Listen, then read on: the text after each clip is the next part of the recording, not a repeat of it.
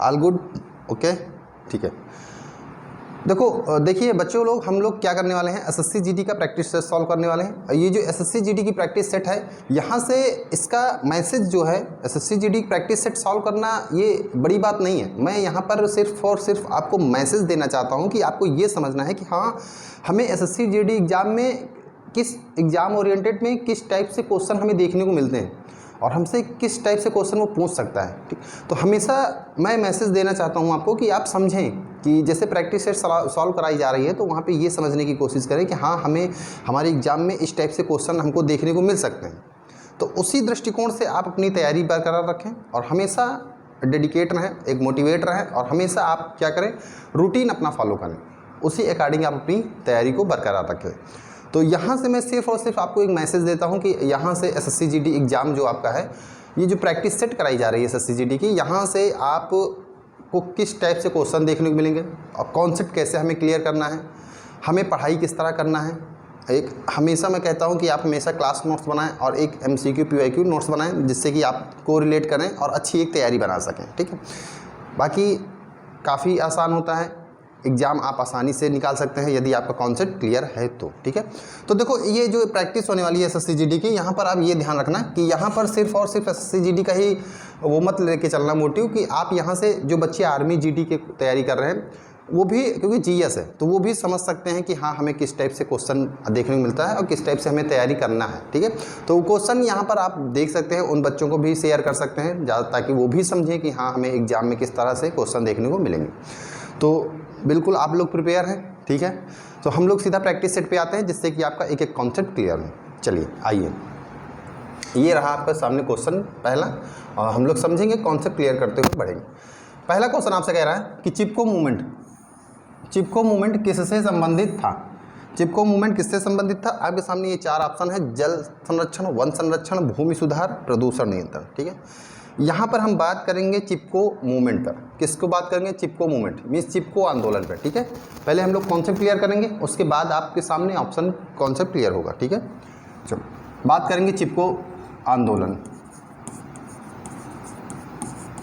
चिपको आंदोलन, मैं फिर कहूँगा कि जो बच्चे YouTube पर देख रहे हैं या देखेंगे, उनको मैं एक मैसेज देना चाहता हूं कि आप हमेशा एक A4 साइज़ पेपर रख लें, अदरवाइज़ पुरानी कोई भी कॉपी हो, नहीं है A4 साइज़ पेपर तो पुरानी कोई नोटबुक हो, तो उस पे जो पेज बाकी रहते हैं, शेष बचे हुए रहते हैं, वहाँ से आप एक बढ़िया पतली सी नोटबुक बना लें और शॉर्ट नोट्स बनाते चलें। ये आपको बहुत बेनिफिट देता है एग्जाम में, ठीक है, रिवीजन टाइम में। तो आप वहाँ पर शॉर्ट नोट्स बनाते हुए चलें, जैसे कि मैं आपको बता रहा हूँ, आप वैसे ही कॉन्सेप्ट अपना क्लियर करते हुए चलें।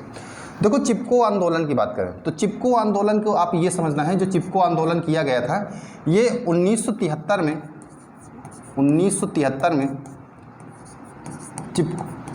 चिपको आंदोलन चमोली जिले के उत्तराखंड में किया गया था।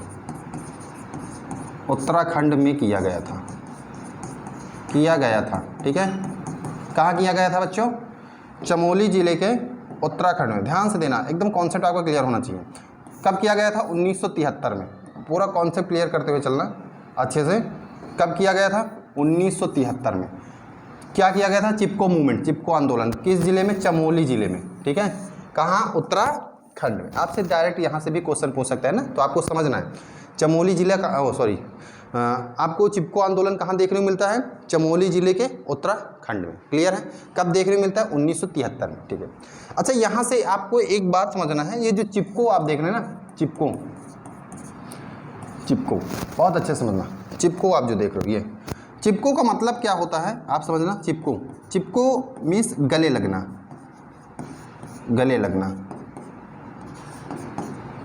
लगाना, ठीक है। वो मीन्स गले लगाना या लगाना। देखो यहाँ से एक पॉइंट आपको देखना है कि जो ग्रामीण लोग जो थे, वो पेड़ों को गले लगाकर उन्हें काटने से क्या करते थे, रोकते थे, ठीक है। ये इस बात को आपको ध्यान रखना है। चिपको, यह इसीलिए चिपको आंदोलन मूवमेंट के पहले चिपको शब्द आपको देखने को मिलता है। इसका मतलब यही हुआ, ठीक है। चलो, अगर यहाँ पर हम बात करें प्रमुख नेता की, प्रमुख लीडर की, प्रमुख नेता की, तो प्रमुख नेता में आपसे क्वेश्चन ऐसे भी देखने को मिल सकता है, सुंदरलाल बहुगुणा, याद रखना, सुंदरलाल बहुगुणा, चंडी प्रसाद भट्ट, एक और थे चंडी प्रसाद भट्ट, चंडी प्रसाद भट्ट। देखो ये नाम आपको याद रखना है, ठीक है ना, यहाँ से भी आपको क्वेश्चन देखने को मिलता है, क्लियर है, यहाँ से भी आपको क्वेश्चन देखने को मिलता है। तो ये नाम तो आपको याद ही रखना है कि कभी कभी क्वेश्चन वो देता है कि चिपको आंदोलन से संबंधित थे, तो 4 ऑप्शन रहेंगे आपके सामने, 3 ऐसे नाम रहेंगे जो संबंधित नहीं रहेंगे, एक नाम रहेगा सुंदरलाल बहुगुणा का, तो वहाँ भी आपको ध्यान रखना है, इस टाइप से भी क्वेश्चन आपसे पूछ सकता है। तो आपको प्रिपेयर रहना है कि हमें किस टाइप से क्वेश्चन हमें देखने को मिल सकते हैं एग्जाम में, ठीक। तो यहाँ से आपसे कई टाइप से क्वेश्चन पूछ सकता है। तो चिपको आंदोलन जो संबंधित था वो किससे था, वनों की कटाई से, वनों की कटाई से था, किससे था, वनों की कटाई से था, ठीक है ना। इसीलिए उत्तराखंड के चमोली ज़िले के लोग क्या करते थे, जो वहाँ के ग्रामीण लोग थे वो लोग पूरे पेड़ों को गले लगाकर उन्हें काटने से रोकते थे, ठीक है।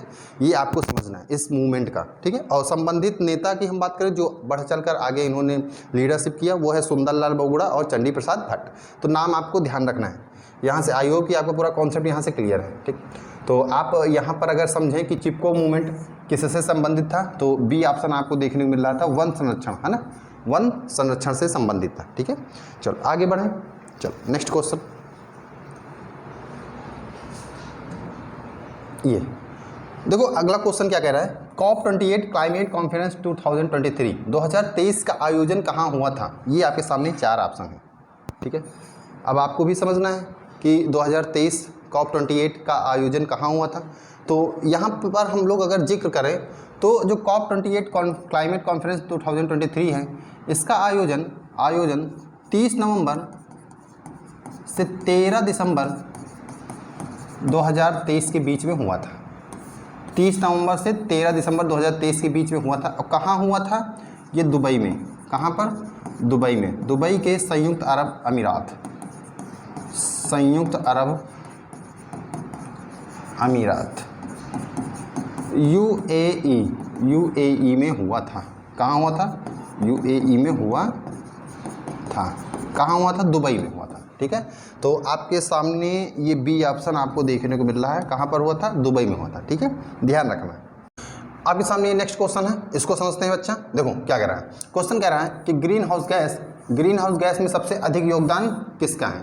आपके सामने ये 4 ऑप्शन है, इनमें आपको बताना है कि सबसे अधिक योगदान किसका है।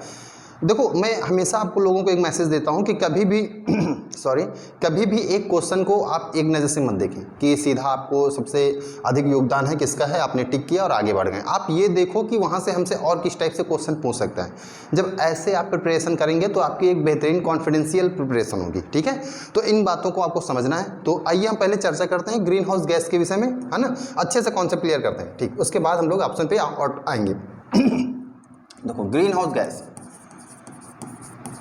ग्रीन हाउस गैस, देखो हम चर्चा करेंगे ग्रीन हाउस गैस। तो ग्रीन हाउस गैस में आपको मालूम है, अगर हम बात करें सोर्स के विषय में कि इसका स्रोत क्या है, तो स्रोत क्या है भाई, जीवाश्म ईंधनों का जलना, ये क्या है, ग्रीन हाउस गैस के सोर्स है ना, जीवाश्म ईंधनों का जलना, वनों की कटाई और औद्योगिक गतिविधियां। तो इनको हम लिख लेते हैं। अगर आप पेन कॉपी लेके लिख रहे हैं तो आप साथ में लिख भी सकते हैं, नोट्स भी बना सकते हैं। तो जीवाश्म ईंधनों का जलना,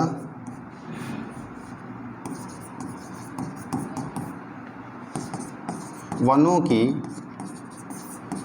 कटाई, औद्योगिक गतिविधियां, ठीक है, औद्योगिक गतिविधियां। ये पॉइंट समझ में आए आपको। ग्रीन हाउस गैस के जो सोर्स हैं, मीन्स सोर्स कहाँ से मिलते हैं, जीवाश्म ईंधनों का जलना जैसे हुआ है ना, वनों की कटाई हुआ, औद्योगिक गतिविधियां हुई, ये ग्रीन हाउस गैस के सोर्स हैं। देखो यहाँ से हम चर्चा करें, थोड़ा सा एक पॉइंट आप समझना है आपको। यहाँ से अगर हम एक पॉइंट चर्चा करें कि आपसे एक क्वेश्चन ऐसे पूछ सकता है, वो पूछेगा कि यहाँ से major greenhouse gases, major, देखो यहाँ से भी आपसे क्वेश्चन देखने को मिलता है कि कौन कौन से मेजर ग्रीन हाउस गैसेस हैं। देखो पहले हम लोग समझ लेते हैं कि मेजर ग्रीन हाउस गैस कौन से हैं, उसके बाद हम लोग चर्चा करते हैं। देखो यहाँ पर आपको देखने को मिलेगा carbon dioxide, CH4 methane, CH4 methane, ठीक है, मीथेन। उसके बाद आपको देखने को मिलेगा N2O nitrous oxide, nitrous oxide, nitrous oxide. उसके बाद आपको देखने को मिलता है O3 ozone, ozone, H2O water vapour, water vapour, H2O। तो देखो ये आपके क्या हैं, ये मेजर ग्रीन हाउस गैसेस हैं, ठीक है। यहाँ पर अब देखो मैंने कहा था कि आपको एक नज़र से क्वेश्चन को नहीं समझना है, मैं यही आपको समझा रहा हूँ कि क्वेश्चन को कभी भी देखो तो वहाँ से हमसे किस टाइप से क्वेश्चन पूछ सकता है। अब आपसे ऐसे भी क्वेश्चन पूछ सकता है, आपसे क्वेश्चन देगा कि निम्नलिखित में से ग्रीन हाउस गैसेस हैं, ये निम्नलिखित में से ग्रीन हाउस गैसेस नहीं हैं, उनमें से 3 ऑप्शन देगा राइट और 1 ऑप्शन देगा गलत, रॉन्ग। तो वहाँ पर आपको ये पहचानना रहेगा। एक पॉइंट देखना, अगर इसमें से मोस्टली जो क्वेश्चन आपसे पूछता है यहाँ पर आपको देगा एक ऑप्शन गड़बड़ करके, जो ऑप्शन वो देता है मोस्टली देगा NH3 अमोनिया और SO2 सल्फर डाइऑक्साइड, ये देते हैं, ठीक है, ये ऑप्शंस दिए रहते हैं। ये आप कभी भी क्वेश्चन देखोगे तो उनमें से मोस्टली एक जो एब्सेंट जो रहेगा, जो रॉन्ग ऑप्शन रहेगा, उनमें से ये देते हैं NH3 और SO2, ठीक है, सल्फर डाइऑक्साइड और अमोनिया, ठीक है। तो इन पॉइंट्स को आपको ध्यान रखना है। जो मेजर ग्रीन हाउस गैसेस हैं, अगर इन पर हम लोग चर्चा कर लें एक बार, तो मैंने फिर आपसे कहा है कौन कौन से हैं वो major greenhouse gases, carbon dioxide, methane हो गया, नाइट्रस ऑक्साइड हो गया, ओजोन हो गया, O3 हो गया, H2O हो गया, ठीक है। अब देखो यहाँ से O3 हैं, यहाँ से देखो एक आपसे ऐसे भी क्वेश्चन पूछ सकता है, हमें प्रिपेयर रहना है, ठीक है। देखो एक ऐसे क्वेश्चन पूछ सकता है कि O3 मीन्स ओजोन क्या है। अच्छा, ओजोन दिवस कब मनाया जाता है, ऐसे भी पूछ सकता है ओजोन दिवस। तो याद रखना ओजोन दिवस कब मनाया जाता है, 16 सितंबर को मनाया जाता है, 16 सितंबर को मनाया जाता है। एक पॉइंट ये याद रखना, ठीक है, 16 सितंबर को मनाया जाता है। तो आपको ग्रीन हाउस गैसेस मालूम होनी चाहिए, carbon dioxide, methane, nitrous oxide, ठीक है, ओजोन और वाटर वेपर H2O। अब देखो यहाँ पर हम बात करें, हमारा क्वेश्चन जो हमसे कह रहा था कि ग्रीन हाउस गैस में सबसे ज़्यादा सहयोगी जो है, ये सबसे ज़्यादा, आप क्वेश्चन देखें, क्वेश्चन आपसे कह रहा है कि सबसे अधिक योगदान कौन करता है। तो ग्रीन हाउस गैस में अगर हम बात करें, ग्रीन हाउस गैस में सबसे अधिक योगदान जो करता है वो कार्बन डाइऑक्साइड, उसके बाद CH4 methane, then N2O nitrous oxide, ठीक है। तो इस वजह से अकॉर्डिंग टू क्वेश्चन, अब आपको ऑप्शन यहाँ पे क्लियरली दिख रहा होगा कि ग्रीन हाउस गैस में जो सबसे अधिक योगदान करता है वो कौन सा है ऑप्शन में, कार्बन डाइऑक्साइड। तो अब आपका ऑप्शन देखें यहाँ पर, तो ग्रीन हाउस गैस में सबसे अधिक योगदान करने वाला आपके सामने ऑप्शन है carbon dioxide, oxygen, nitrogen, hydrogen. तो कौन सा होगा, कार्बन डाइऑक्साइड, ठीक है। अन्य ऑप्शंस की चर्चा करें यहाँ पर, तो देखो ऑक्सीजन है, ये हमारे जीवन के लिए काफ़ी महत्वपूर्ण गैस होती है, ऑक्सीजन है, ठीक है, ये कॉन्सेप्ट आपको क्लियर करना है। नाइट्रोजन है, नाइट्रोजन आप समझते हैं कि ये नाइट्रोजन जो गैस है ये वायुमंडल में सर्वाधिक मात्रा में पाई जाने वाली गैस है, वायुमंडल में सर्वाधिक मात्रा में पाई जाने वाली गैस है।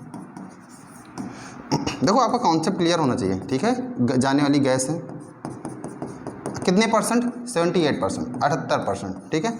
यहाँ से भी क्वेश्चन कभी कभी पूछ लेते हैं। हाइड्रोजन जो है ये सबसे हल्की गैस है, याद रखना ये सबसे हल्की गैस है। और पीरियाडिक टेबल, आपके पीरियाडिक टेबल में ये फर्स्ट एलिमेंट है, कैसा है, फर्स्ट एलिमेंट, क्लियर है। इन बातों को आपको ध्यान रखना है। तो आई होप कि यहाँ से आपका पूरा कॉन्सेप्ट क्लियर है कि ग्रीन हाउस गैस में सबसे अधिक योगदान किसका है, तो कार्बन डाइऑक्साइड का है। एक बार आपको मैं फिर से बताना चाहूँगा कि आप ये देख लें, यहाँ से आप नोट्स बनाना चाहें नोट्स बना लें, स्क्रीनशॉट लेना चाहें स्क्रीनशॉट ले लें, ये सभी आपको मालूम होनी चाहिए। भली बात, यहाँ से आपसे क्वेश्चन कई प्रकार से पूछ सकता है, ठीक है। कॉन्सेप्ट क्लियर है, green house gases I hope कि आप सभी समझ गए हैं। यहाँ से क्वेश्चन श्योर पूछता है, गलत नहीं होना चाहिए, ठीक है। आगे बढ़ें, ठीक है। चलो नेक्स्ट क्वेश्चन आपसे क्या कह रहा है समझिएगा। अब आपसे अगला क्वेश्चन क्या कह रहा है, देखो नेक्स्ट क्वेश्चन कह रहा है कि भारतीय संविधान में directive principle of state policy किस भाग में दिया गया है। क्लियर है, directive principle of state policy, राज्य के नीति निर्देशक तत्व तो आपको किस भाग में देखने को मिलते हैं। आइए चर्चा करते हैं इस पर।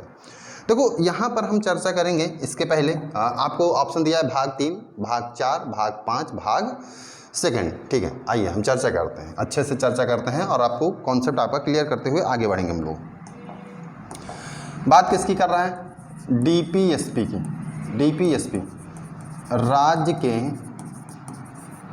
नीति निदेशक तत्व, नीति निदेशक तत्व। ठीक है, अच्छे से बच्चा लोग कॉन्सेप्ट क्लियर करते हुए चलना है, एक एक पॉइंट आपका क्लियर होना चाहिए। देखो राज्य के नीति निदेशक तत्व की बात करें तो ये भाग किसमें देखने मिलता है? भाग 4 में देखने मिलता है। कितने में देखने मिलता है? भाग 4 में देखने मिलता है। अनुच्छेद की बात करें कि ये अनुच्छेद कहाँ से कहाँ तक देखने मिलते हैं डीपीएसपी में, तो अनुच्छेद आपको 36 से 51 तक देखने मिलते हैं, 36 से 51 तक देखने को मिलते हैं। ठीक है, ये जो डीपीएसपी है कहाँ से लिया गया है? तो ये आयरलैंड से लिया गया है। कहाँ से बच्चा लिया गया है?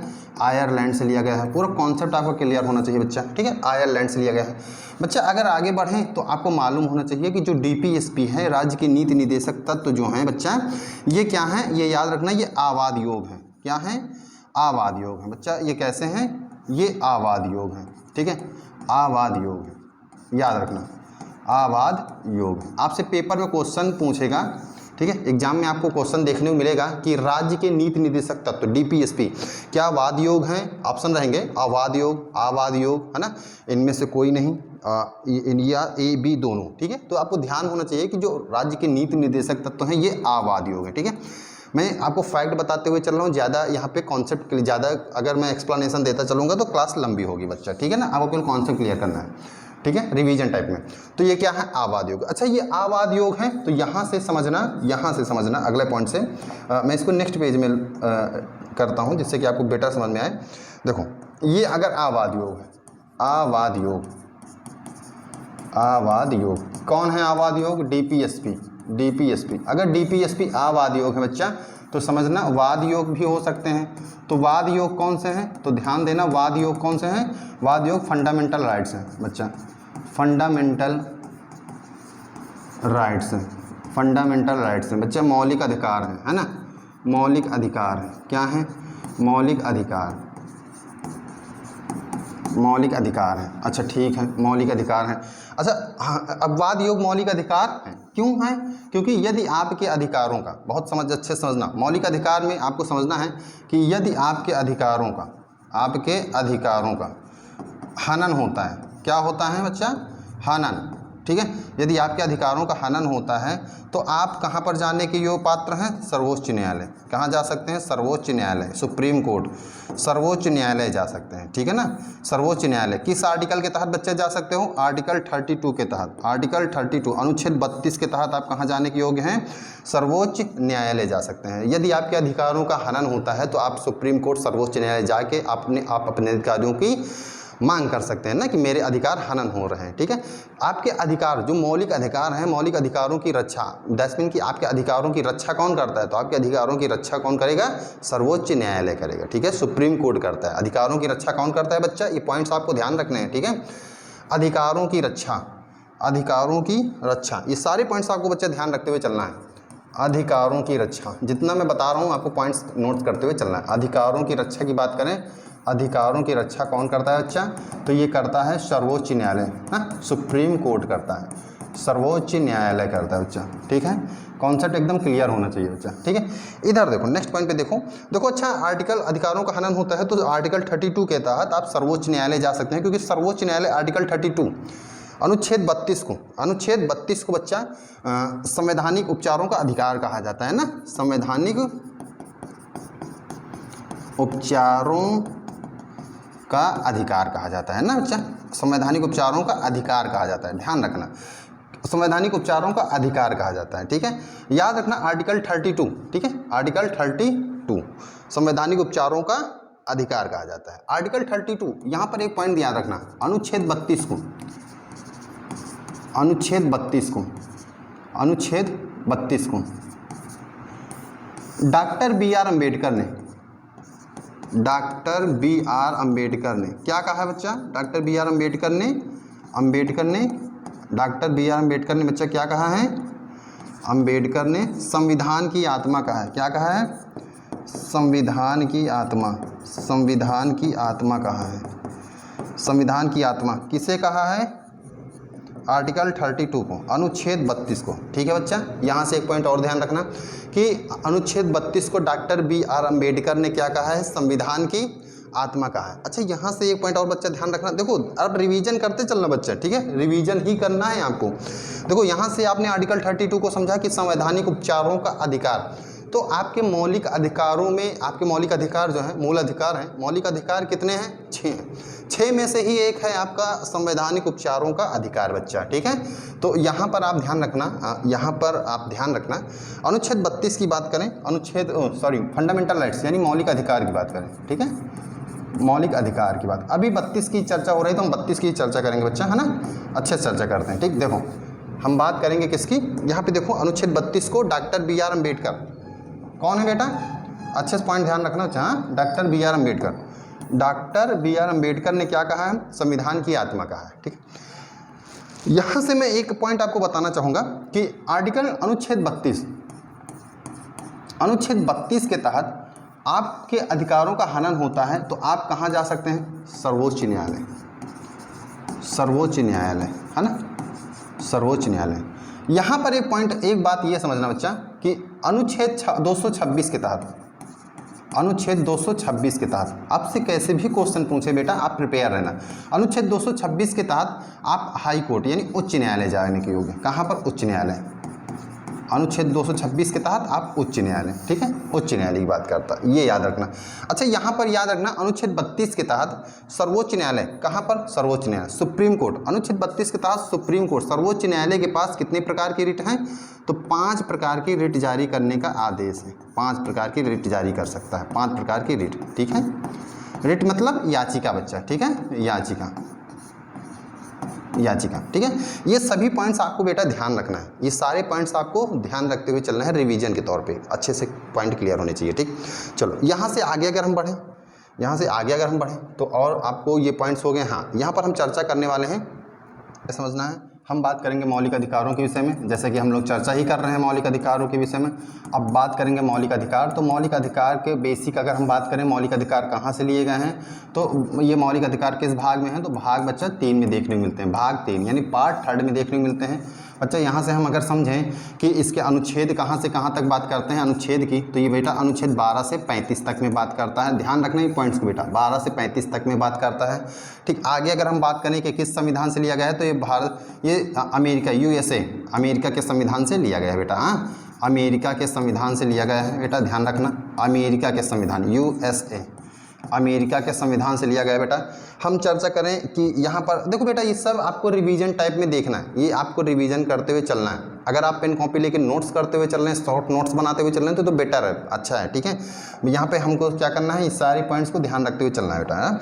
हम बात करें मौलिक अधिकारों के विषय में, नोट में बात करें मौलिक अधिकार क्या है, किसकी बात करता है, तो बेटा मौलिक अधिकार जो हैं, ध्यान रखना, मौलिक अधिकार, मौलिक अधिकार नागरिकों, राज्य के विरुद्ध, राज्य के विरुद्ध नागरिकों के क्या है बेटा, दावे हैं, है ना।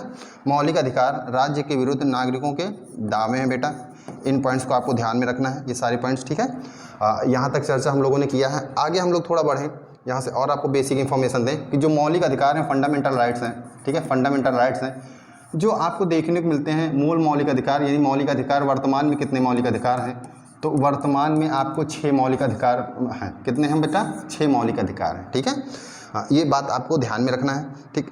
यहाँ पर एक पॉइंट आपको मैं बता दूं, तो यहाँ से याद आया कि जो अनुच्छेद 32 से सर्वोच्च न्यायालय है जो 5 प्रकार की रिट जारी करता है, कितनी प्रकार की, 5 प्रकार की। तो ये आपको मालूम होना चाहिए कि कौन कौन सी रिट हैं, है ना। कभी कभी डायरेक्ट क्वेश्चन पूछ लेता है रिट की निम्नलिखित में से रिट कौन सी रिट क्या है ना, ये किसके विषय में क्या रिट कौन सी क्या कहता है, तो ये आपको मालूम होना चाहिए। तो फिलहाल तो 5 रिट आपको मालूम होनी चाहिए, वो कौन कौन सी रिटें हैं। बंदी प्रत्यक्षीकरण, बंदी प्रत्यक्षीकरण, बंदी प्रत्यक्षीकरण। उसके बाद आपको परमादेश देखने मिलेगा बेटा, परमादेश, है ना। आगे हम बात करेंगे तो अधिकार परीक्षा, अधिकार परीक्षा, ठीक है, अधिकार परीक्षा। नेक्स्ट हम लोग यहाँ पे बात कर लेते हैं, ये 1 2 3 4 प्रतिषेध, प्रतिषेध, और 5वें नंबर पे उत्प्रेषण, उत्प्रेषण। ठीक है, तो बेटा ये सभी 5 पॉइंट्स जो हैं, 5 प्रकार की रिट हैं जो याचिका हैं, ये मैंने आपको बता दिया है, ये आपको मालूम होनी चाहिए। तो वो ऐसे भी क्वेश्चन पूछ सकता है कि निम्नलिखित में से जो आर्टिकल 32 के तहत रिट हैं या याचिका हैं, तो उनमें से कौन सी एक नहीं, तो आपको मालूम होनी चाहिए। 5 तो आप अच्छे से क्वेश्चन कर सकते हैं।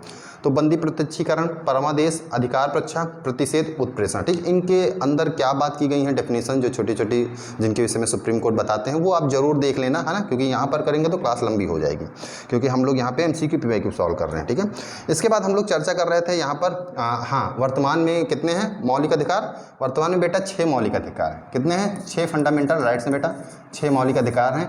याद रखना, जो आर्टिकल 32 है संवैधानिक उपचारों का अधिकार, ये उन्हीं मौलिक अधिकारों में इंक्लूड है, शामिल है। ठीक है बेटा, एक याद रखना, जो आर्टिकल 31 अनुच्छेद 31 और अनुच्छेद 31 और अनुच्छेद आर्टिकल 19 क्लास फर्स्ट सब क्लास F। ठीक है बेटा, इसको ध्यान रखना। ये पॉइंट्स अनुच्छेद article 31 and article 19 class first सब क्लास F, ये दोनों बात करते हैं किसके विषय में? संपत्ति के अधिकार के विषय में बेटा, संपत्ति के अधिकार के विषय में बात करते हैं, संपत्ति के अधिकार के विषय में बात करते हैं बेटा। ठीक है, मीन्स राइट टू प्रॉपर्टी के विषय में बात करते हैं, राइट टू प्रॉपर्टी के विषय में बात करते हैं, राइट टू प्रॉपर्टी के विषय में बात करते हैं। ओके, राइट टू प्रॉपर्टी विषय में बात करते हैं, परंतु क्या हुआ, 44th कॉन्स्टिट्यूशन अमेंडमेंट एक्ट, 44वां संविधान संशोधन, 44वां संविधान संशोधन अधिनियम 1978 के द्वारा बेटा इसको यहाँ से मौलिक अधिकार से हटा दिया गया, मौलिक अधिकार से हटा दिया गया, और इसे आर्टिकल 300 क्लास A यानी 300A में रख दिया गया, और इसे विधिक कानूनी, लीगल, दैट्स मीन लीगल, कानूनी अधिकार, है ना, लीगल राइट यानी कानूनी अधिकार बना दिया गया है। ठीक है बेटा, इस 44th कॉन्स्टिट्यूशन अमेंडमेंट एक्ट के थ्रू ये जो अभी तक क्या था, आर्टिकल 31 और आर्टिकल 19 क्लास फर्स्ट सब क्लास F में संपत्ति का अधिकार बचा था, राइट टू प्रॉपर्टी था। क्या था? राइट टू प्रॉपर्टी था, इसको हटा दिया गया, मौलिक अधिकार से हटा दिया गया। ठीक है, इस पॉइंट्स को आपको ध्यान रखना है, यहाँ से भी इस पॉइंट्स को आपको अच्छे से भली भांति ध्यान रखना है। तो ये पॉइंट आपको, आई होप कि पूरा कॉन्सेप्ट आपका क्लियर हुआ होगा। ठीक है, चलो यहाँ से आगे हम बेटा बढ़ें, यहाँ से आगे अगर हम बढ़ें तो और किसके विषय में चर्चा करना था, पार्ट 3 हो गया, पार्ट 4 हो गया। हाँ, यहाँ पे देखो, अब हम आते हैं सीधे क्वेश्चन पे। किस पे आते हैं? क्वेश्चन पे। तो क्वेश्चन पे आप देखोगे तो भारतीय संविधान में directive principle of state policy किस भाग में दिया गया है? तो अब आप लोग बताएं किस भाग में दिया गया है? DPSP, ये भाग 4 में दिया गया है बेटा। किस में दिया गया है? भाग 4 में दिया गया है। पार्ट 3 में क्या दिया गया है? पार्ट 3 में आपको देखने को मिलता है फंडामेंटल राइट्स, मौलिक अधिकार देखने को मिलता है बच्चा। पार्ट 5 में क्या देखने मिलता है? यूनियन देखने मिलता है बच्चा, यूनियन संघ देखने मिलता है ना। हाँ ठीक है बेटा। पार्ट 2 में क्या देखने को मिलता है? पार्ट 2 में आपको बच्चा, पार्ट 2 में आपको सिटीजनशिप, है ना बेटा, सिटीजनशिप दैट्स मीन की नागरिकता देखने मिलती है, नागरिकता देखने मिलती है, जो अनुच्छेद 5 से 11 के बीच में आपको देखने को मिलता है। ठीक है, इन पॉइंट्स को आपको ध्यान रखना है। इस सारे पॉइंट्स जो मैंने आपको बताए हैं ये आपको एक रिवीजन तौर पर हैं, और इसी तरह ही हमें एक शॉर्ट नोट्स तैयार करना रहता है कि हम कभी भी कहीं भी बैठ के एक रिवीजन कर सकें, है ना। तो आप एक अच्छी प्रिपरेशन करना चाहते हैं, एक बेहतरीन अपने आप को, जैसे SSC-GD की वैकेंसी आने वाली है, उसमें एक अपनी एक वर्दी पहनने का एक जुनून है कि आपको नहीं, वर्दी मुझे पहनना है इस बार। आपको अगर फर्स्ट अटेम्प्ट वाले बच्चे, जो फर्स्ट अटेम्प्ट में देंगे बच्चे, वो दे रहे होंगे, और जो एक अटेम्प्ट दे चुके होंगे, मान लो by chance, by the way किसी कारणवश अगर नहीं हुआ, वो भी बच्चे देंगे। तो अगर आपने पूरा कॉन्सेप्ट क्लियर कर लिया, पूरा अच्छे से समझ गए, तो आप फर्स्ट अटेम्प्ट में क्वालिफाई कर लेंगे। ठीक है, बस आपको कॉन्सेप्ट ही समझना है। तो मेरा यही मैसेज है आप लोगों के पास कि आप इसको कॉन्सेप्ट समझ लें, एग्जाम ओरिएंटेड हमेशा तैयारी करें। ठीक है, तो आई होप कि आप ये सारा कॉन्सेप्ट समझ चुके हैं। तो इसका आंसर हो जाएगा बी। ठीक है, नेक्स्ट क्वेश्चन। चलो नेक्स्ट क्वेश्चन में आपसे क्या कहता है कि वर्ल्ड एनवायरनमेंट, अगला क्वेश्चन है world environment day. World environment day कब मनाया जाता है? आपके सामने 4 ऑप्शन है। वर्ल्ड एनवायरनमेंट डे कब मनाया जाता है? 5 जून, 22 अप्रैल, 10 दिसंबर और 15 अगस्त। ठीक है, इस पर अगर हम लोग चर्चा करें, आगे बढ़िए, फिर हम लोग बात करेंगे। देखो वर्ल्ड एनवायरनमेंट डे कब मनाया जाता है? तो वर्ल्ड एनवायरनमेंट डे मनाया जाता है 5 जून को, ध्यान रखना 5 जून को। लेकिन वर्ल्ड एनवायरनमेंट डे की शुरुआत कब हुई? याद करें हम लोग, शुरुआत कब हुई? तो शुरुआत हुई स्टॉकहोम कॉन्फ्रेंस कहाँ पर? स्वीडन में, स्वीडन में, ठीक है। और इसकी शुरुआत कब होती है? 1972 में होती है बच्चा। कब होती है? 1972 में होती है बच्चा, ठीक है, याद रखना, ठीक है। यहाँ से समझना बच्चा, यूएनईपी इसको कब मनाना शुरू करता है? यूएनईपी बच्चा इसका फुल फॉर्म जरूर ध्यान रखना, ठीक है। यूनाइटेड नेशन एनवायरमेंट प्रोग्राम बच्चा, है ना, एनवायरमेंट प्रोग्राम, ठीक है, एनवायरमेंट प्रोग्राम बच्चा, ठीक है। ये इसको कब मनाना शुरू करता है? तो बेटा ये 1973 में इसको मनाना शुरू करता है, ठीक है, याद रखना बच्चा, यूएनईपी, ठीक है। हाँ, यूएनईपी कब मनाना शुरू करता है? 1973 में इसको मनाना शुरू करता है, ठीक है। तो वर्ल्ड एनवायरमेंट डे कब मनाया जाता है? 5 जून को मनाया जाता है, ठीक है। 22 अप्रैल को पृथ्वी दिवस हम लोग मनाते हैं, याद रखना, पृथ्वी दिवस, ठीक है, पृथ्वी दिवस मनाते हैं। 10 दिसंबर को ह्यूमन राइट्स डे मनाया जाता है बेटा। क्या मनाया जाता है? ह्यूमन राइट्स डे मनाया जाता है, ह्यूमन राइट्स डे, मानवाधिकार दिवस बच्चा मनाया जाता है ना। और 15 अगस्त को बेटा हम लोग मनाते हैं स्वतंत्रता दिवस, है ना, स्वतंत्रता दिवस, ठीक है बेटा, स्वतंत्रता दिवस। ये पॉइंट्स आपको नोट करने हैं, ये पॉइंट्स आपके लिए इंपॉर्टेंट है, ठीक है। तो आपको ये क्वेश्चन से कॉन्सेप्ट क्लियर हुआ होगा कि वर्ल्ड एनवायरनमेंट डे कब मनाया जाता है? तो 5 जून को मनाया जाता है। बाकी चीज़ें आप नोट कर सकते हैं। आगे बढ़ें, चलो नेक्स्ट क्वेश्चन आपके लिए है। नेक्स्ट क्वेश्चन आपको समझना है, right to education act. Next question क्या कह रहा है? राइट टू एजुकेशन एक्ट किस वर्ष लागू हुआ? काफ़ी इंपॉर्टेंट क्वेश्चन है, महत्वपूर्ण क्वेश्चन है। राइट टू एजुकेशन एक्ट कब लागू होता है? देखो क्वेश्चन क्या कह रहा है, कब लागू हुआ, कब आया ये नहीं पूछ रहा है, कब लागू हुआ, ठीक है। तो इसमें भी बच्चे कंफ्यूज हो जाते हैं। तो हमें क्वेश्चन को भली भांति पढ़ना है, एक बार पढ़ना है, अगर नहीं समझ में आ रहा है कॉन्सेप्ट तो दोबारा पढ़ना है ना, तो जिससे कि हम क्वेश्चन को अच्छे से समझ सकें, ठीक है। चलो क्वेश्चन आपसे क्या कह रहा है, अब समझिए क्वेश्चन। क्वेश्चन कह रहा है राइट टू एजुकेशन एक्ट। हम बात करें जो पार्लियामेंट है आपकी, पार्लियामेंट, संसद, क्या है? संसद। संसद ये एक्ट जो लाती है, ये 2000, ये एक्ट जो लाती है ये कब लाती है? 2009 में, याद रखना। राइट टू एजुकेशन एक्ट का जो एक्ट लाती है पार्लियामेंट, संसद जो है, अच्छे से आपको समझाते हैं, समझिएगा। Right to education act, right to education act जो लाती है ये पार्लियामेंट कब लाती है? 2009 में, 2009 में, ठीक है। अब ये लागू कब होता है? याद रखना, ये 2009 में लाती है और लागू होता है 2010 में। बच्चा कब लागू होता है? 2010 में लागू होता है, ठीक है बच्चा, ध्यान दे रहा हूँ, 2010 में लागू होता है। क्लियर है? ये पॉइंट्स आपके क्लियर होने चाहिए बच्चा, है ना, 2010 में। तो इस अकॉर्डिंग तो क्वेश्चन का ऑप्शन आपको मिल गया है 2010 में, ठीक है। अच्छा बच्चा, ये राइट टू एजुकेशन एक्ट जो लाया गया है, बहुत अच्छा समझो बच्चा, ये राइट टू एजुकेशन एक्ट जो लाया गया है, राइट टू एजुकेशन एक्ट, है ना, ये राइट टू एजुकेशन एक्ट 2010 में लागू हुआ और पार्लियामेंट जो संसद है इसे 2009 में लाती है। ये है क्या एक्चुअली में? ये क्या है? ये 6 से 14 वर्ष तक के बच्चों के लिए, 6 से 14 वर्ष तक के बच्चों के लिए ये मुफ्त, बच्चा कहाँ है? 6 से 14 वर्ष तक के बच्चों के लिए, बहुत डिस्टर्ब कर रहा है, हाँ बस, 6 से 14 वर्ष तक के बच्चों के लिए ये क्या है? मुफ्त है बच्चा, मुफ्त यानी फ्री और अनिवार्य शिक्षा का अधिकार देता है ना बेटा, मुफ्त और अनिवार्य शिक्षा का अधिकार देता है बच्चा 6 से 14 वर्ष तक के बच्चों के लिए, ठीक है। इसको बच्चा आर्टिकल याद रखना, यहाँ से एक और इन्फॉर्मेशन आपको लेना है कि ये आर्टिकल 21 क्लास ए में इसको ऐड किया गया है ना, आर्टिकल 21 क्लास ए में इसको ऐड किया गया है, ठीक है। अच्छा, ये आर्टिकल 21 क्लास ए कहाँ देखने को मिलता है बच्चा? आप देखोगे तो 12 से 35, 12 से बेटा जो मौलिक अधिकार हैं आपके, मौलिक अधिकार बच्चा, मौलिक अधिकार हैं वो कहाँ से कहाँ है बच्चा? 12 से 35, 12 से 35। तो आर्टिकल 21 क्लास ये बेटा हुआ ना मौलिक अधिकार में, तो इन पॉइंट्स को आपको ध्यान रखना है, ठीक है। 6 से 14 वर्ष तक के बच्चों को मुफ्त मीन्स फ्री और अनिवार्य शिक्षा का अधिकार आर्टिकल 21 क्लास ए में आपको देखने को मिलता है। तो ये बाकी इन्फॉर्मेशन है, ये इनको आप जरूर नोट कर लिया करें बेटा, ठीक है। ये आपके लिए काफ़ी इंपॉर्टेंट है, महत्वपूर्ण है, ठीक। हाँ, तो इस वजह से कब लागू हुआ? तो 2009 में बच्चे, सॉरी 2010 में लागू हुआ बेटा, ठीक है।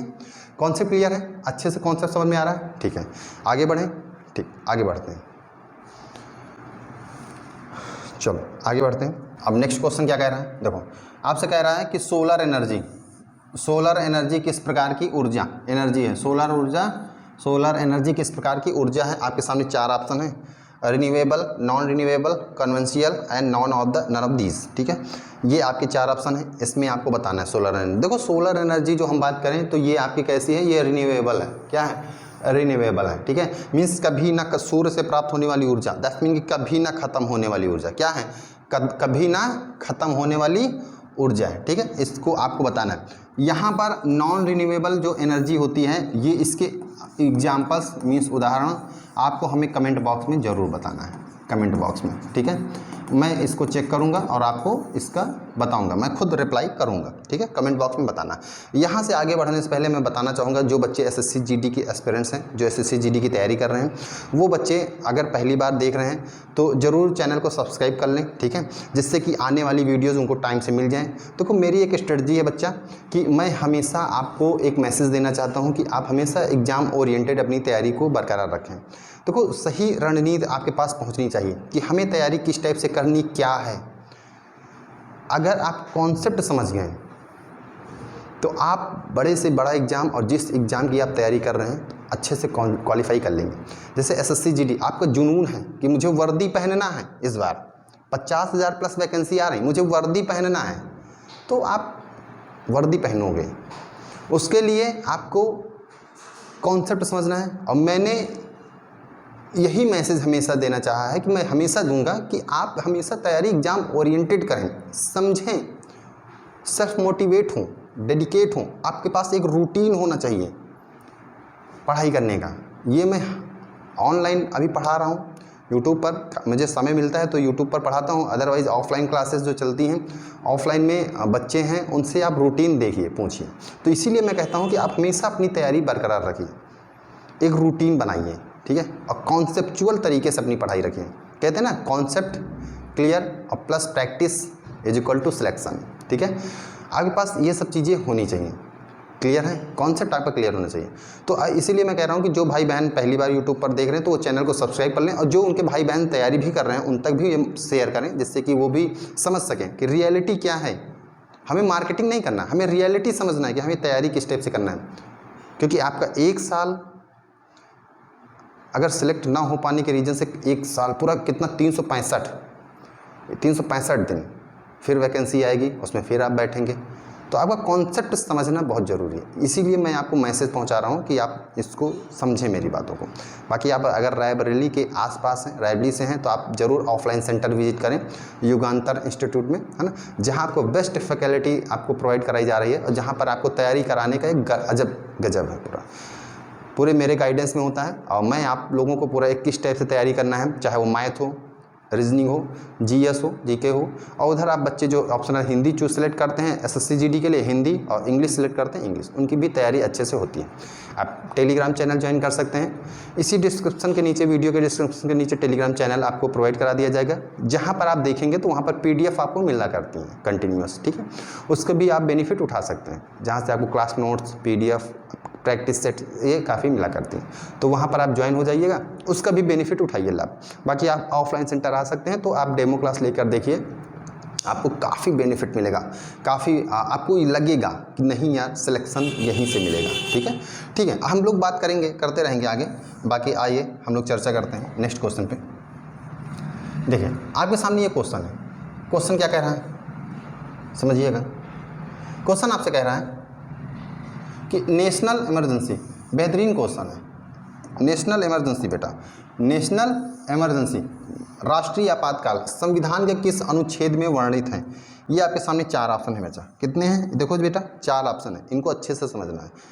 अब हम चर्चा करेंगे कि राष्ट्रीय आपातकाल, राष्ट्रीय आपातकाल दैट्स मीन कि एक हमारे पास टॉपिक निकल के आता है इमरजेंसी आपातकाल, जो कि हम भाग 18 भाग 18 में हमें देखने को मिलता है।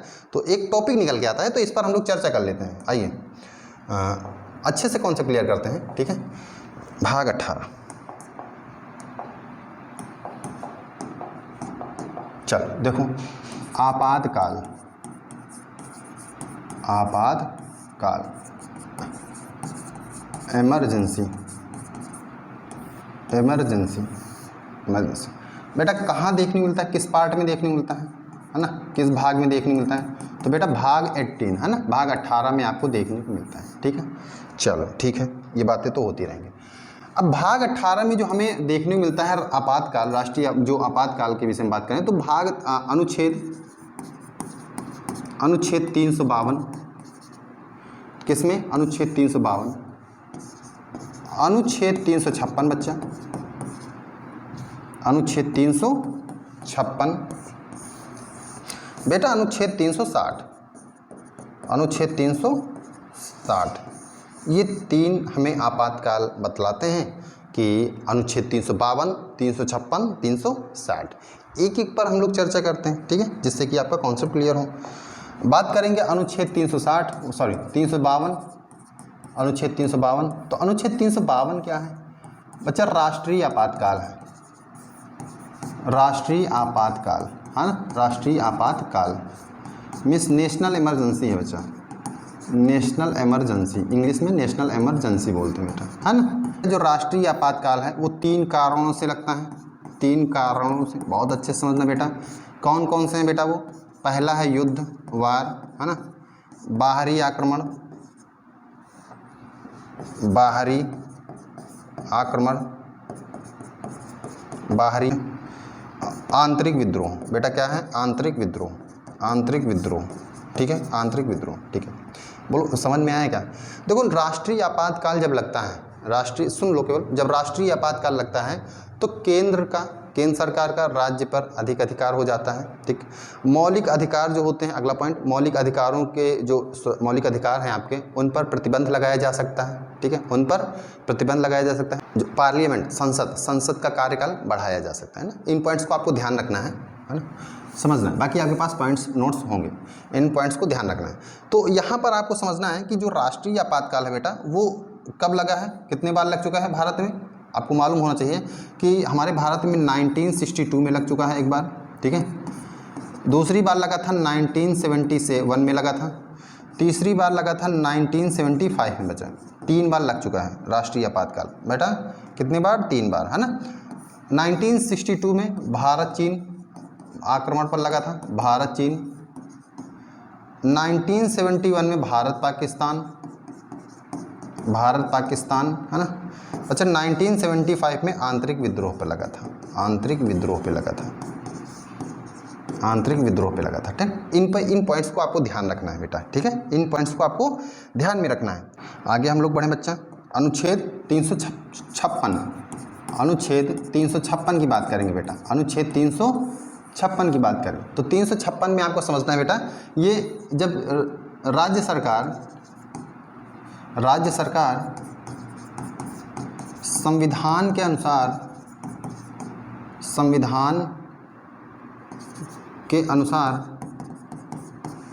काम ना करे या कार्य ना करे ना, संविधान के अनुसार काम ना करें, ठीक, संविधान को फॉलो ही ना करें 356 के तहत, तब यहाँ पर क्या लगेगा? प्रेसिडेंट्स रूल लगेगा, प्रेसिडेंट्स रूल लगेगा, ठीक है, प्रेसिडेंट्स रूल लगेगा बेटा, है ना, प्रेसिडेंट्स रूल लगेगा। दैट्स मीन के राष्ट्रपति शासन लगेगा। क्या लगेगा बच्चा? राष्ट्रपति शासन लगेगा, मतलब राज्य आपातकाल लग जाता है। क्या लग जाता है? राज्य आपातकाल लग जाता है, राज्य आपातकाल लग जाता है, ठीक है ना। 356 के तहत बच्चा, 356 के तहत, ठीक है, ध्यान रखना। राज्य सरकार संविधान के अनुसार काम ना करे, जब काम नहीं करती है तब वहाँ पर राज्य आपातकाल मीन्स प्रेसिडेंट्स रूल, राष्ट्रपति शासन लगता है। इस बात को ध्यान रखना है, ठीक है। आप रिवीजन टाइप में आप देखते चलें, है ना, पॉइंट्स को समझते चलें। तो हमारे पास ये कौन कौन से हो गए? देखो बेटा, हम लोगों ने देखा है इमरजेंसी आपातकाल के तहत हमें 352 हमने देखा आपातकाल, है ना, और जिसे प्रेसिडेंट्स रूल का नेशनल इमरजेंसी कहा जाता है, राष्ट्रीय आपातकाल। इसे हमने 356 को समझा है, प्रेसिडेंट्स रूल, है ना, राष्ट्रपति शासन। अब हम लोग समझेंगे 360 फाइनेंशियल इमरजेंसी, है ना, वित्तीय आपातकाल, इसको हम लोग समझेंगे बेटा। आइए समझते हैं इसको, अच्छे से कॉन्सेप्ट समझते हैं। अनुच्छेद 360, अनुच्छेद 360 क्या कहता है? अनुच्छेद 360 बेटा बतलाता है, अनुच्छेद 360 बेटा क्या कहता है? अनुच्छेद 360 बेटा कहता है कि यदि देश के अंदर आर्थिक स्थिति क्या हो, खतरे में हो। जब आर्थिक स्थिति खतरे में होती है, कहाँ पर? देश के अंदर आर्थिक स्थिति क्या हो बेटा? आर्थिक स्थिति खतरे में हो, आर्थिक स्थिति खतरे में हो, तो उस समय क्या होगा? फाइनेंशियल इमरजेंसी लगेगा, फाइनेंशियल इमरजेंसी मीन्स वित्तीय आपातकाल, वित्तीय आपातकाल, वित्तीय आपातकाल, ठीक है। इस पॉइंट को आपको ध्यान में रखना है, वित्तीय आपातकाल लगता है अनुच्छेद 360 के तहत, ठीक है।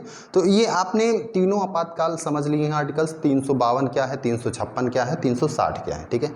ये आपने समझ रखा है। एक आर्टिकल आपको था, आपको देखने को मिला था, एक और आर्टिकल था 370, हाँ आपको समझना है अनुच्छेद 370 क्या है। देखो जो अनुच्छेद 370 आर्टिकल था ना, ये जम्मू कश्मीर को, अच्छे से समझना, जम्मू और कश्मीर को एक विशेष राज्य का दर्जा प्रदान करता था, विशेष राज्य का दर्जा, विशेष राज्य का दर्जा प्रदान करता था, ठीक है ना। इस आर्टिकल को याद रखना 2019 में, 2000 बेटा ध्यान रखना, 2019 में निरस्त कर दिया गया। इसको क्या कर दिया गया? निरस्त कर दिया गया, ठीक है। इस आर्टिकल को याद रखना, इतने पॉइंट्स आपको ध्यान रखना है, ठीक है। अब हम क्वेश्चन की ओर बढ़ें, ये सारे पॉइंट्स आपके लिए इंपॉर्टेंट हैं। अब क्वेश्चन की ओर बढ़ें कि नेशनल इमरजेंसी, ध्यान रखना, नेशनल इमरजेंसी किस संविधान, किस अनुच्छेद में देखने को मिलता है? तो नेशनल इमरजेंसी आपको 352 में देखने को मिलता है, ठीक है ना।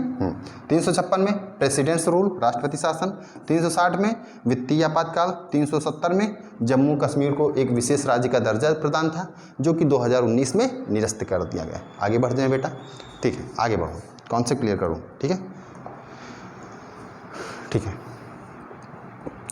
गंगा एक्शन प्लान, आपका नेक्स्ट क्वेश्चन है, गंगा एक्शन प्लान किस वर्ष शुरू हुआ था? गंगा एक्शन प्लान किस वर्ष शुरू हुआ था? तो आपके सामने 4 ऑप्शन है, 1985, 1990, 2000 और अगला ऑप्शन क्या है? 2010। तो देखो गंगा एक्शन प्लान की जो शुरुआत होती है वो 1985 में होती है। कब होती है? 1985 में तात्कालिक प्रधानमंत्री जो होते हैं वो कौन होते हैं? याद रखना, राजीव गांधी होते हैं। उनके द्वारा ये जो प्लान है, ये इस योजना जो है, ये शुरुआत इसकी वो उन्होंने ही किया था, ठीक है। Ganga action plan, Ganga action plan है, इसकी शुरुआत 1985 में होती है। तात्कालिक प्रधानमंत्री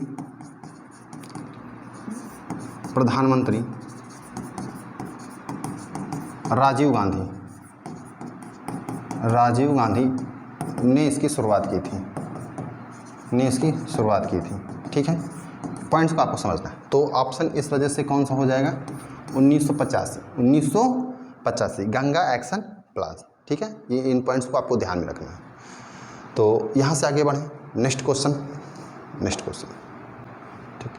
देखो ये पेरिस एग्रीमेंट, नेक्स्ट क्वेश्चन है, पेरिस एग्रीमेंट किस विषय से संबंधित है? अंतर्राष्ट्रीय व्यापार, जलवायु परिवार, मानवाधिकार परिवार, शांति परिवार। देखो आपको क्वेश्चन बताने से पहले मैं आप तक एक मैसेज देना चाहता हूँ। वो मैसेज ये है कि आप जो बच्चे तैयारी कर रहे हैं, ठीक है, वो हमेशा अपने एग्ज़ाम को समझें कि हमें एग्ज़ाम ओरिएंटेड किस प्रकार तैयारी करनी है और हमारे लिए क्या उचित है, क्या अनुचित है, ठीक। आप हमेशा तैयारी करें, तो आप हमेशा जब भी तैयारी करें तो आप देखें कि प्रीवियस ईयर पेपर देख लें कि हमसे किस टाइप से क्वेश्चन पूछा जा रहा है, एग्ज़ाम पेपर पैटर्न क्या है, और हमेशा एग्ज़ाम ओरिएंटेड तैयारी करें। ये मैं आप तक मैसेज इसलिए दे रहा हूँ कि बच्चे समझते नहीं हैं, ठीक है, हमें किस टाइप से तैयारी करना है, किस टाइप से नहीं करना है। तो आप हमेशा एक कॉन्सेप्ट के तरीके से तैयारी करें। आप हमेशा अपना क्या क्लियर करें, ध्यान देना, अपना आप कॉन्सेप्ट, बेटा आप कॉन्सेप्ट क्लियर करें, प्लस प्रैक्टिस करें बेटा, देन मेक यू सिलेक्शन। आप एक सिलेक्शन जरूर पाएंगे, ठीक। आपको वर्दी का जुनून है, वर्दी आपको मिलेगी अगर आप अच्छे सटीक तरीके से तैयारी करते हैं। देखो मार्केटिंग के चक्कर में मत पड़ो, आप रियलिटी समझो कि वास्तविकता क्या है, हमें किस टाइप से तैयारी करना है। आप अगर वास्तविकता समझ गए कि हमें इस टाइप से तैयारी करना है, हमारे लिए ये सही है, हमें ये पढ़ना चाहिए, एग्ज़ाम ओरिएंटेड हमें कॉन्सेप्ट क्लियर करना चाहिए, तो आप श्योर सिलेक्शन है, आप वर्दी ज़रूर पहनेंगे, श्योर। तो ये मैं आपके पास मैसेज देना चाहता हूँ कि जिन भी भाई बहन हैं, जो भी भाई बहन तैयारी कर रहे हैं या उनके भी भाई बहन तैयारी कर रहे हैं, तो आप ज़रूर ये मैसेज उन तक पहुँचाएँ। आप अगर यूट्यूब चैनल पर नए हैं तो आप सब्सक्राइब कर लें और अपने भाई बहन तक ये मैसेज ज़रूर पहुंचाएं कि समझें रियलिटी क्या है। बाकी आप युगांतर इंस्टीट्यूट आपको ऑफलाइन सेंटर भी प्रोवाइड करा रहा है जो कि रायबरेली में है। यदि आप रायबरेली में हैं तो ज़रूर विजिट करें युगांतर इंस्टीट्यूट, जहां पर आपको एक बेस्ट फैकल्टी टीम के साथ आपकी तैयारी कराई जा रही है, जहां पर आपका कॉन्सेप्ट क्लियर, हर एक क्लास चल रही है कॉन्सेप्ट क्लियर, प्लस आपको प्रैक्टिस सेट, जहाँ पर आपको एक श्योरिटी दी जाती है कि हाँ सिलेक्शन होगा। जहाँ पर आपका अगर बेस वीक है, यदि आपका बेस वीक है, बायोलॉजी बैकग्राउंड से हैं बच्चे जो होते हैं, इंटर में बायोलॉजी लिए रहते हैं या ग्रेजुएशन में भी बायोलॉजी से करते हैं, तो वहाँ पर भी उनका अगर बेसिक वीक होता है तो ऐसे बच्चों के लिए बेसिक क्लासेस कराई जाती हैं, ठीक है, उन्हीं में, तो जिससे कि वो बच्चा एक बॉन्डिंग बना सके, तो कॉन्सेप्ट क्लियर कर सके। तो इन बातों को आपको ध्यान रखना है। तो यदि आप रायबरेली से हैं तो ज़रूर इसका फ़ायदा उठाएं और विजिट करें युगांतर इंस्टीट्यूट प्लेटफॉर्म, जो कि Indira Nagar L block jail road में आपको ये ऑफलाइन सेंटर है। आप यहाँ पर आकर विजिट कर सकते हैं, ठीक है। बाकी आप सोशल मीडिया पे भी डालेंगे तो वहाँ पर भी आपको इसका मिल जाएगा। तो ये पेरिस एग्रीमेंट किस विषय में से संबंधित है, याद रखना, ये किससे संबंधित है, ये जलवायु परिवर्तन से संबंधित है। बी ऑप्शन किससे संबंधित है बेटा, जलवायु परिवर्तन से संबंधित है, ठीक है। बाकी आई होप कि आपको पूरा कॉन्सेप्ट क्लियर हुआ होगा। अब आपको डेली ऐसे ही सीरीज़ आपको मिलती रहेंगी, तो इसका आप फ़ायदा उठाने के लिए ज़रूर सब्सक्राइब कर लेना, जिससे कि आपको इसका फ़ायदा मिल सके। और हाँ, टेलीग्राम चैनल पर इसका PDF होता है, प्लस उसके और भी जो कंटेंट होते हैं, सॉल्यूशंस होते हैं, और भी जो PDF क्लास की मटेरियल दी जाती हैं वहाँ पर प्रोवाइड कराई जाती हैं, इन्फॉर्मेशन प्रोवाइड कराई जाती हैं। आप उसका फ़ायदा उठाएं, बेनिफिट उठाएं, तो वहाँ पर आप ज़रूर ज्वाइन हो जाएं टेलीग्राम चैनल में, जिससे कि आपको उसका बेनिफिट मिल सके, ठीक। तो ये डिस्क्रिप्शन, इस वीडियो के डिस्क्रिप्शन में आपको टेलीग्राम चैनल का लिंक मिल जाएगा, वहाँ पर आप ज्वाइन कर सकते हैं, ठीक है। तो ठीक है, मिलते हैं नेक्स्ट क्लास में, जब तक के लिए धन्यवाद, ठीक है। आप हमारे साथ इसी तरह जुड़े रहें।